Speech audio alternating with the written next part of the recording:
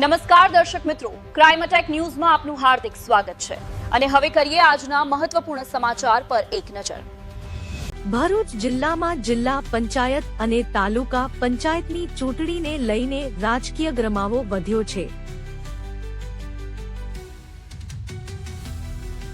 કહાનવા seat માટે આજ રોજ ઉમેદવારી ફોર્મ ભરવાની પ્રક્રિયા પૂર્ણ થઈ ગઈ છે। માહિતી મુજબ કહાનવા જિલ્લા પંચાયત સીટ ઉપરથી કોંગ્રેસ પક્ષ તરફથી મનહરભાઈ ચાવડા અને નરેશભાઈએ ઉમેદવારી નોંધાવી છે। તાલુકા પંચાયત કહાનવા 1 નંબરની સીટ માટે કોંગ્રેસ તરફથી ધર્મિષ્ઠાબેન શૈલેષભાઈ ઠાકોર દ્વારા ઉમેદવારી ફોર્મ ભરવામાં આવ્યું છે। કોંગ્રેસ પક્ષના આગેવાનો દ્વારા દાવો કરવામાં આવ્યો છે કે આ તમામ સીટો પર કોંગ્રેસ જંગી બહુમતીથી વિજય મેળવશે, પરંતુ રાજકીય ચર્ચાનો વિષય એ બન્યો છે કે કહાનવા તાલુકા પંચાયતની 2 સીટો હોવા છતાં ભાજપ પક્ષ દ્વારા એક પણ સ્થાનિક ઉમેદવારને તક આપવામાં આવી નથી। ભાજપના બંને ઉમેદવારો પિલુધરા ગામમાંથી લેવામાં આવ્યા છે।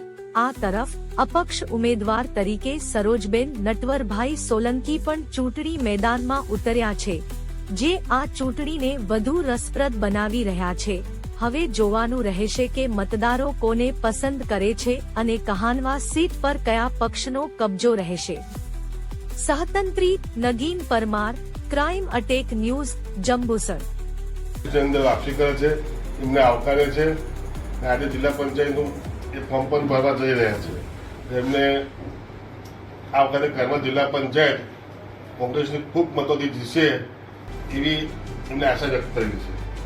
નરેશભાઈ પરસોત્તમભાઈ સોલંકી રહેવાનું છે। હું કોંગ્રેસમાં મારી મિસિસના આગલી વખતે તાલુકા પંચાયત સભ્ય તરીકે ચૂંટાયા હતી ને અમે બહુમતીથી જીત્યા હતા। આ ઘડીએ મને કોંગ્રેસ પક્ષમાંથી જિલ્લા પંચાયતની સીટ આપી છે, તો પબ્લિક મારી સાથે છે અને મને સાથ સહકાર આપી અને કહાનવા તાલુકા જિલ્લા પંચાયતની સીટ અમે રોકથી જીતીશું। કહાનવા જિલ્લા પંચાયતના ઉમેદવાર તરીકે પાર્ટીએ મને બીજી વાર ટિકિટ આપી છે। પાર્ટીના વિશ્વાસ, પાર્ટીના આગેવાનો, કોંગ્રેસ પાર્ટીના તમામનો આભાર માનું છું। સાથે સાથે જંબુસર તાલુકાના તમામ કાર્યકરો મિત્રોનો પણ આભાર માનું છું।